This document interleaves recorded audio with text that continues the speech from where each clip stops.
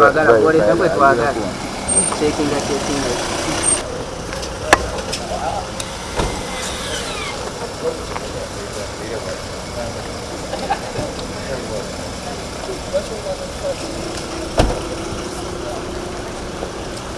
morning, we are here as the Minister of Works and Transport, and I'm doing this on behalf of government of the Republic of Uganda. You know, it's by law, Minister of Works and Transport, we are the ones who regulate the movement of people and the vehicles on all our roads. The government of Uganda has tried to work on a number of roads and improving on many of them, even rehabilitating those which have been having issues. Today I come specifically on the issue of safety on our roads. We all know that this week is a week of our children going back to school. In addition to the business community who have started shopping things for Christmas season.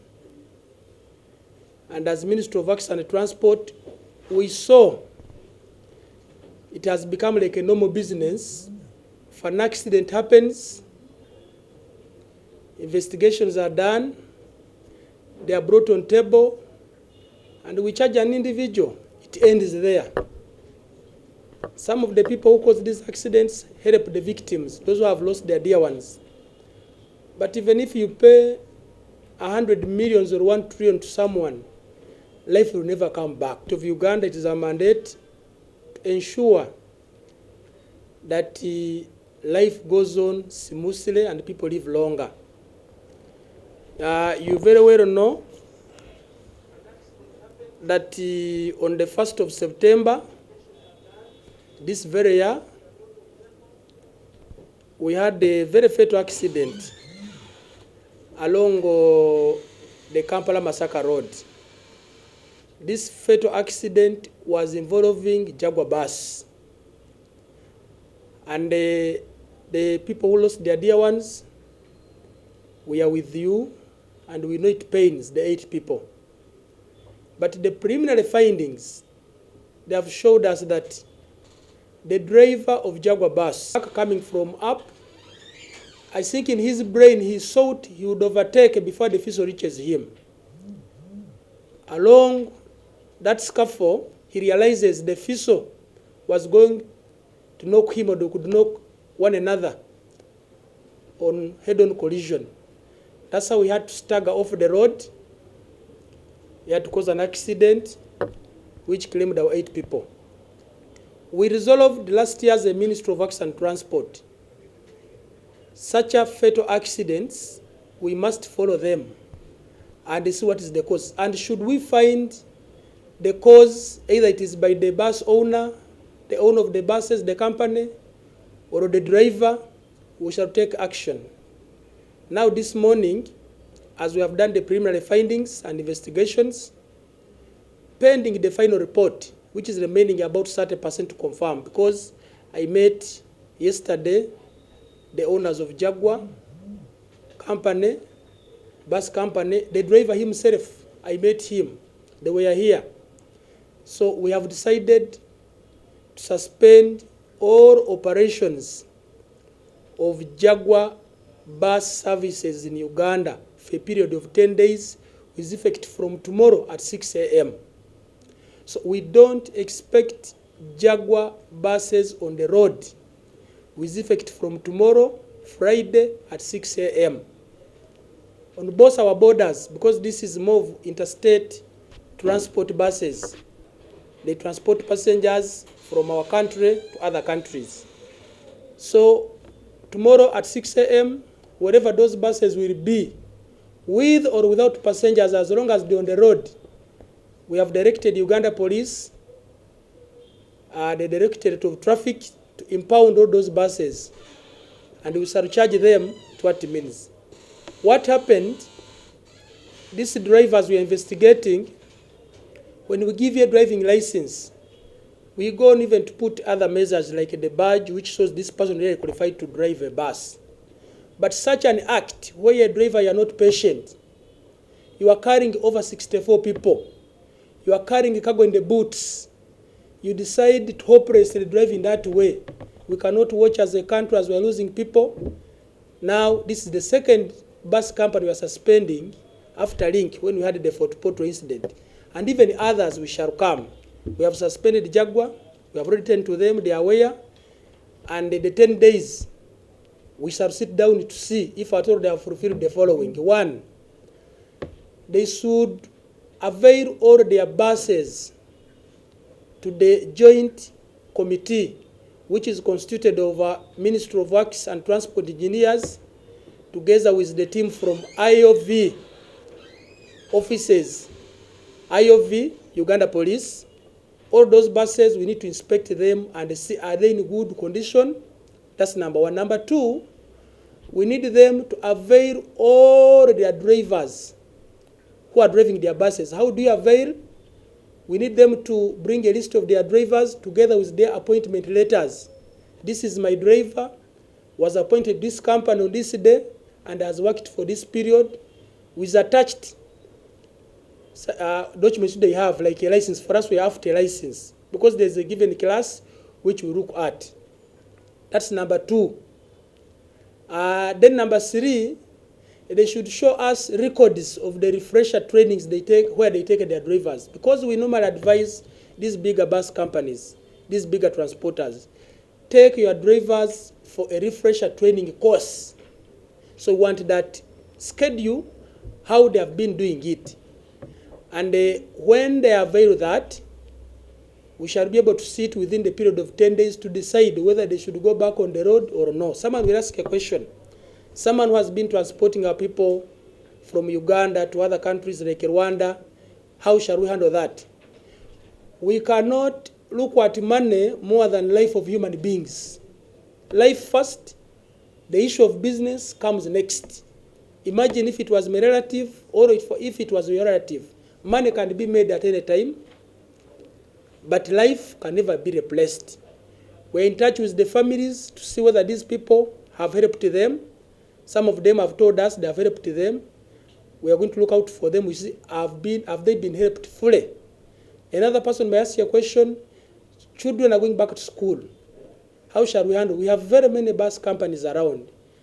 And if the worst comes to the worst, the only option is Jaguar. We can come in. Government has many buses. We borrow from ministries, Kira Motors and others.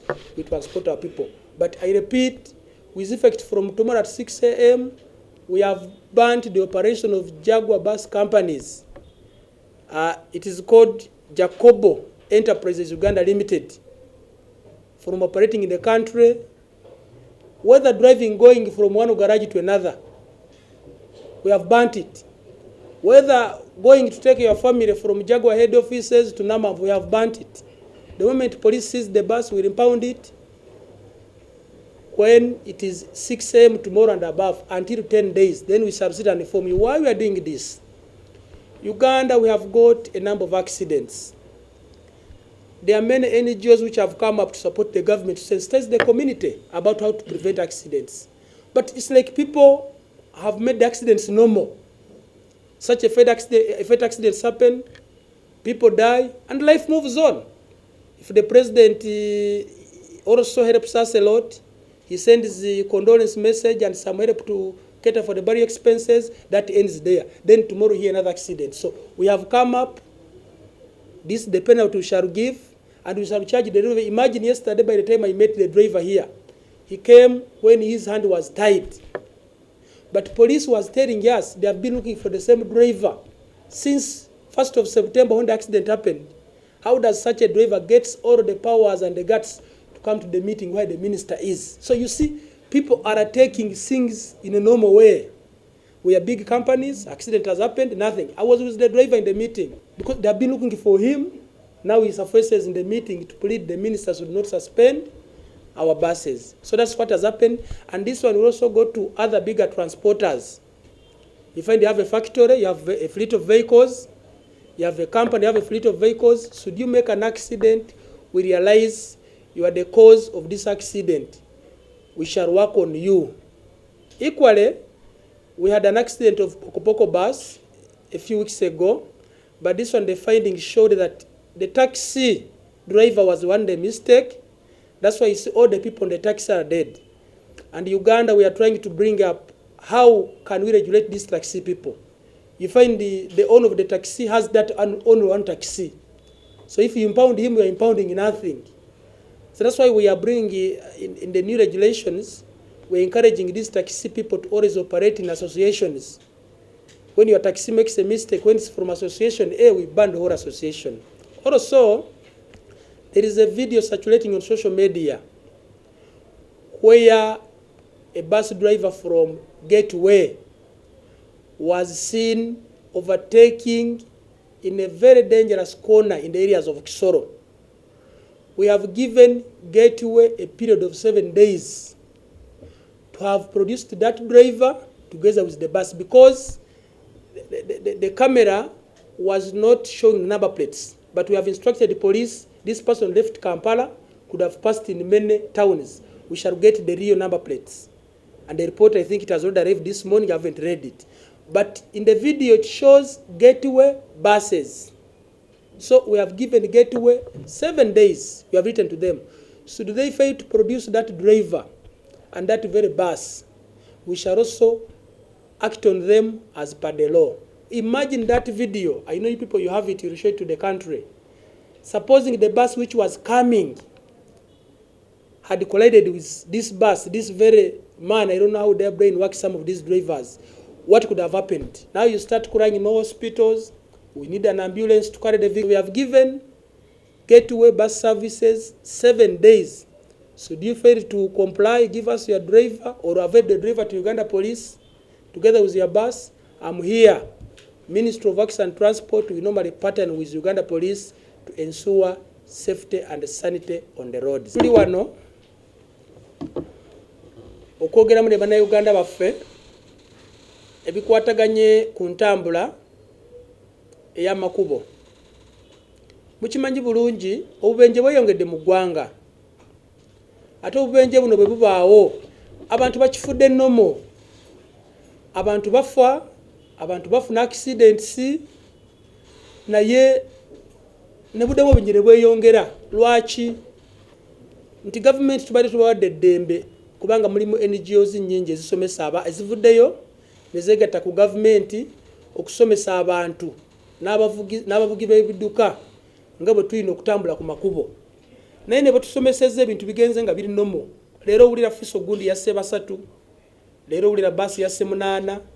Kati twayisa resolution nga Ministry of Works and Transport, kubanga tukwataganamu ne Uganda Police Directorate of Traffic, nti tugenda kuwanga y'obudde obubenje obubaawo tubuwe time police ekola investigation tutegeere. Kati juzi nga lumu omwezi ogw'omwenda guno gwe tulimu, waliwo akabenje akaali kabi nnyo ku Masaka Kampala Road, nga basi zaffe eza Jaguar, muzimanyi basi ezo zitambuza nnyo abantu okuva Uganda nga zibatwala e Rwanda n'awalala, n'afiiramu abantu 8.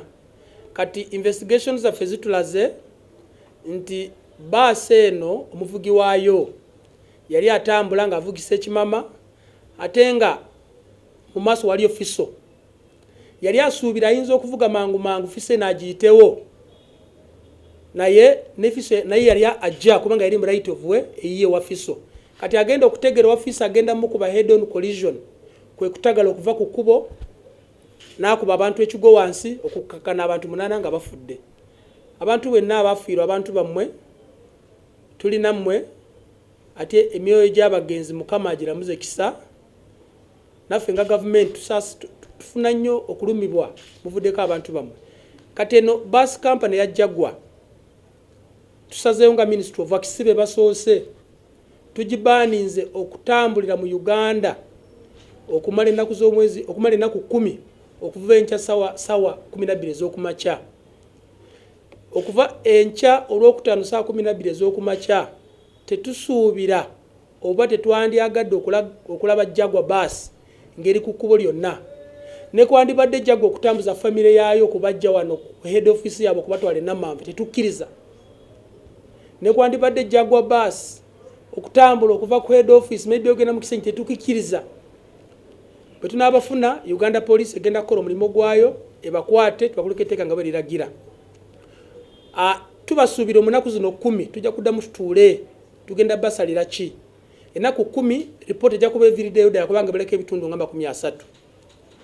Tubasaba ate tubalagira baasi zaabwe zonna ze bayina bazitwale bazireete wano ku Ministry of Works. Tukozewo tiimu eri mu Uganda Police Department IOV, Inspectorate of Vehicles wamu ne Ministry of Works Engineers, the Chief Mechanical Engineer to inspecting are they in good condition zona ze bayina kubanga basi nga tebanaziteeka ku kkubo fa babakkiriza wano. Number 2 baleete ba drivers baabwe bonna be bakozesa. Driver muleete ote twagala opikinge ngono ntoni driver wange olina okuleeta appointment letter ye eraga twamba appointing olunaku bweruti ate atukoledde obudde bwebuti bamuyita gundi betunamala okulaba ku mabaluwa azo tujja bayita then batulete records zaabwe tubagamba bwe tuba tuwa license wano okutambuza basi zino mulina okufunanga yakadde nga mutwala ba driver mu refresher course babayigirize ebipya ebibanga biseewo n'empisa n'ebirala.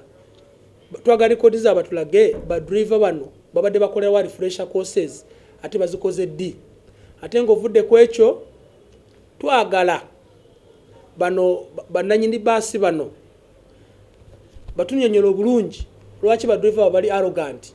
Tulaze driver kuva yakuba abantu kabenje nadduka police badde munonye yarabikidde nnyo mu meeting ya minister. Imagine okuva akabenje bakabaawo police emunoonya akole statement report yeggwe taliwe nyamulabye nga asibye wano ekigoye ng'agamba ali mu bulumi ne mugamba sikuyisa amaanyi ago gajjewa nga bazze kwegayirira government erimo basuspendinga okuva mirimo gyabwe gye bakola ekyo tekikkirizibwa. Olaba nti ebintu babifudde nomo. Driver akoze akabenje bwe yakolera police weeri mu kifo ky'okutala ku police azze Kampala paka minister bwavaayo eno bus leader wachovola avudde atusa so ekintu wadde bakifudde nomo abantu bangi bafa. Bwe tulabye nti akabenje kavidde ku bus driver waayo kati tukugobye gwe va ku makubo gaffe okumala ennaku 10 ati bwe tunalaba the need be tujja n'okuwongezaayo. Equally mwalaba kakabenje ka bus ya pokopoko mwafiiramu abantu bangi mu taxi abo nabo mukama awumize mirembe naye kino twasanga nti owa taxi yali mu nsobi ate taxi oluusi osanga muntu kinoomu yaguze taxi noba ogamba nkugobye ku kkubo olinga nga tamugobye kubanga alina taxi emu naye nabo kyova tuba encouraginga mu mateeka mala ge tuleeta abataxi tubaagala bakole mu associations nga tumanyi taxi gundi erimu association gundi kati bw'okola obubenje awo tujja bafunira suspending association etukozinga sanite ku makubo ate ne bannanyini motoka ennyingi kampuni ezisaabaza ebintu ezisaabaza byamaguzi fiso yo oba tulaka yo bwekola akabenye tumanya nti kavudde ku driver ku motoka yo tujja basuspendinga paka nga tubazizaamu empisa. Ekisembayo waliwo aka video akatambula ku social media samukayina mujja kalaga bannayuganda ka video kanaku nnyo ebus ya gateway twagiraba tutya kubanga ne muka video giraga kuliko ekigambo gateway yali eyisa motoka endala mu bitundu by'ekisoro mu koone ly'ekitalo navaayo baasi endala kati kubamu ekifaananyi singa baasi ezo zaali zeekubye wameka bandifudde kubanga yali ku speed ng'ayisa mwerongoleni ate nga nooli nga jja n'abo bannanyini kampani ya gateway buses tubawadde ennaku 7 baleete baasi eyo ne driver oyo ku poliisi oba tebagala ku poliisi bajja no ku Ministry of Works baba naaba balemereddwa okuleeta oyo driver waabwe ne baasi eyo olwedde tukozesa kamera zaffe kubanga baasi yava Kampala okulaba yali namba ki baba naagana okumuleeta driver naffe tujja kubabuulira after 7 days kiki tubakozeeko kubanga tetujja kulinda obubenje bubeewo mukaaba ambulance ziriwo zitwala abafudde abamenyesa amagulu mugenda mu ddwaliro eddagala teririiyo kumbe fe abongeza omujuzo gw'abantu mu malwaliro amba nti aye Jaguar yokka yeeriwo tulina ne baasi mu gavumenti zanjawulo mu ministry zaffe nekira moto ezina tuyinza okutwala abaana baffe naye waliwo baasi ez'endala ate mulajja kugamba baasi eno etambuza abasaabaze okuva mu Uganda ogenda wabweru tetujja kulaba ebyo mulala ajja kugamba nti bizinesi efudde enaku 10 losses tetujja kulaba ssente gwe zookola oba zoyingiza mu Uganda okusinga obulamu bw'abantu.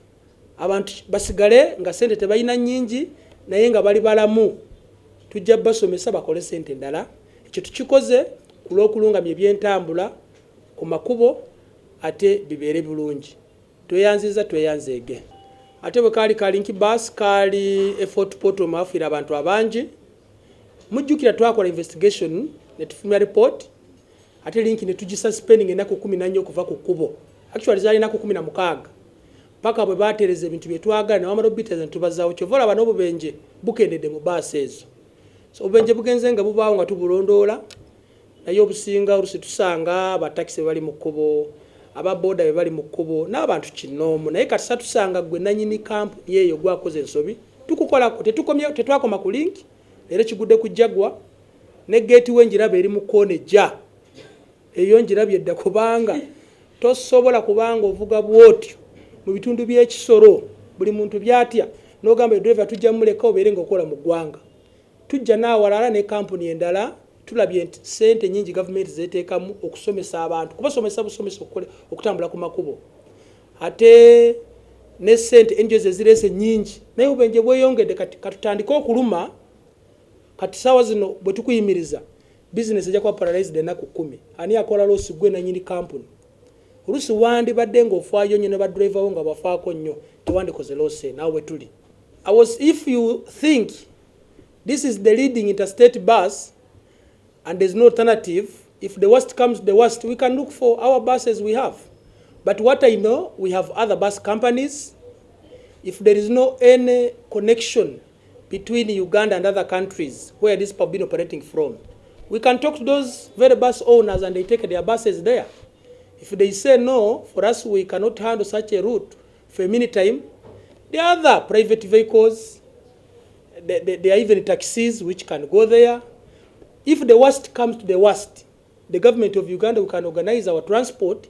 If we see those people are going there, they cannot wait for the 10 days. Like the school-going children, if they are going there, we can organize. Ministry of Works has very many buses. Kira Motors can provide. Many government entities have. But I'm very sure we shall have an alternative of how people will travel to those other countries, either using buses or taxis or different means of transport. Buses ezo omuntu ajja kugamba nti yebadde leading, omanga mulowooza yebadde leading ng'egenda esaabaza abantu okufuluma eggwanga. Tujja kwogenda bananyini kampuni abalala balina baasi oba basobola okutwala abantu eyo. Naye waliwo taxi, waliwo motoka za private means.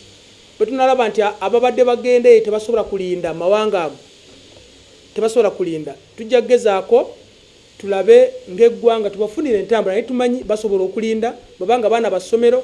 Tujja kwogerezaganya n'aba other service providers aba transport abatwale. One, there is no law which prohibits someone from getting a driving license as long as you are 18 years and above. Now, if you see a youth like me, I'm at 32, you never know that person could have started driving when maybe he's 19. And to reach a class of driving a bus, it is an advancement with the experience we have in years. So we cannot rule out that if you are 32, you have been in the driving system for 10 years, we can deny you a class. But that's the point to verify, to investigate. But when our systems are clear, to drive, to get a class for driving the bus, you must have had a good experience. You keep on advancing from this one, a 4-seater, you go to a taxi 5 years, you advance like that to a coaster up to the bus. So we shall verify that, but we don't deny someone a permit, a driving license, as long as you are 18 years and above. Permit y'okuvuga motoka ku kkubo kasita obeera ng'olina emyaka 18 n'okudda waggulu. Abavubuka be musanze nga bavuga bus, oyinza kusanga nange ne muvubuka nina emyaka 32. Oyinza kusanga nyatandika okuvuga motoka ngina emyaka 18. Kati buli myaka 5 nga nteekamu kilaasi. Tekingaana okuvuga nti kubanga ndi muto, kasita oba oyina experience ekyemyaka egyetaagisa okuteeramu kilaasi esobole okuvuga bus. Tweyanziza nnyo bannayuganda. We feel pain with you over the rampant accidents across the country, but we have also come up as usual, Ministry of Works and Transport together with Uganda Police Force, to ensure that forcefully we promote sanity on the roads. And we appeal to you as we expand our roads, rehabilitate our roads. The Christmas season is coming. Currently, we're taking back children to school. Life first, then money number 2. Because if we don't go that, then all of us we shall die, and our beautiful country, Uganda, no one will enjoy it because people are dead. The government yatongoza okukola amakubo mu Kampala. Omukulu w'eggwanga ayamukiikiridde Vice President Mama Jessica Rupo. Kati omanyi omuntu atalina mulamu atakusiriwaza n'akusigaza wano. Mukimanyi Kampala aba opposition be basingamu. Ate bo tebaagala nkulaakulana. N'omuleetera enkulaakulana awulira bubi. Kati bali mu kubalimba. Ankimanyi bulungi amakubo ge twatongozezza jjo Kampala Capital City Authority ye governanizibwako KCCA. Naye kati bali kubalimba nti tulwabategeezezza ebyo bya bulimba. Kubanga tukimanyi bulungi ba kansala abasinga n'abakulembeza aba opposition bo tebaagala government ekolera abantu bo mu kibuga. Baagala abantu babeerawo nga amakubo tegakoleddwa, babeere nga babalimba-limbirawo kubanga tukimanyi emyaka 5 yine eweddewo. Ate 5 weweddewo government yenembe ekoledde Kampala. N'abaana Kampala kye baakola mu last campaign kati bali mu kwejjusa. Baagala kukomyawo NRM. Kati abali mu kwejjusa twabayita KCC abayita kubanga fe meeting nga Minister of Acts twazituulangamu. Twabayita naye baagaana okujja kubanga baswala bali bagamba abantu amakubo tegajja kukolebwa. Abantu bayisemu ngo bagamba government ebatejjaga kola amakubo. Kati omuntu womu ojja okola attendance nga bagalonjinga kati abasinga baswadde kubanga opposition bali buli abantu ebyobulimba. Naye government amakubo ekyagakola ate sente ezikola za government of Uganda teziriko opposition oba NRM kubanga abantu bawe emisolo sente zetujjamu netukola amakubo ago. Ate tukyagakola ogenda maaso n'ebitundu ebirala ebyeggwanga tukyabikola ate tukomye ku makubo gokka. Ne leero Uganda Airlines yaffe tukoze expansion egenda Abuja era leero tugenda kubanga tufuna direct flight from Uganda to Abuja. Then on 20th tugende Harare. So to developing wansi makubo waggulu mu bbanga ne ku mazzi. Kati nga tutaddewo nti buli bus driver ayina okola route wage. Kyovera kyemugamba twali tusabanga abatulaga obudde obavuze. Kubanga twalaba ebiseera by'obubenje obusinga bwali buva driver avuga ava Kabale atuuka Kampala bamutikka n'addayo. Alusi naye muntu akoowa. Kyova twateekako checkpoints za njawulo ba driver wano. Tubalabe kubanga mujjukira ebiseera by'obubenje bwali buyitiridde. Driver yebaka n'atomera munne ne bibaawo. Naye kati buli guide nje tuleeta tetujijjamu amaanyi tubeera nga tufollowinga. Kati naye gye tuleese oli avuga kimama. Ekitundu we yali wali tewaliwo police. Tetusobola kuteeka ku kamera buli every inch.